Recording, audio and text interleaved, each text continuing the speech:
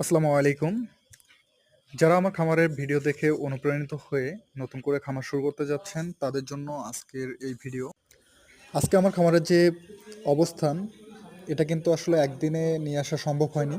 এর পেছনে মোটামুটি আমাকে লম্বা একটা সময় ব্যয় করতে হয়েছে। তারপরে বিভিন্নভাবে কিন্তু আমাকে অভিজ্ঞতা অর্জন করতে হয়েছে। তারপরেই আমি আজকের এই পজিশনে আমার খামারকে নিয়ে আসতে পেরেছি। তো যারা নতুন করে খামার শুরু করতে যাচ্ছেন, তারা অবশ্যই খামার শুরু করার পূর্বে সব কিছু বিষয়ে জানবেন, অভিজ্ঞতা অর্জন করবেন। তারপরে অল্প পরিসরে শুরু করে দেখবেন যে আসলে লাভ না লস। যদি লাভ হয় তাহলে এরপরে আস্তে আস্তে আপনি খামার বৃদ্ধি করতে পারেন। আর তার আগে আরেকটা জিনিস আপনাকে মাথায় রাখতে হবে যে কোয়েল পাখির যে প্রয়োজনীয় জিনিসগুলো রয়েছে এগুলো আপনার এলাকায় সহজলভ্য কিনা, এবং কোয়েল পাখি যে ডিম দেবে সেই ডিমটা আপনি বিক্রি করতে পারবেন কিনা, বাজার ব্যবস্থাটা ভালো আছে কিনা, সব কিছু আপনি জানবেন। তারপরে হচ্ছে আপনি খামার করার পরিকল্পনা করবেন। ধন্যবাদ সবাইকে।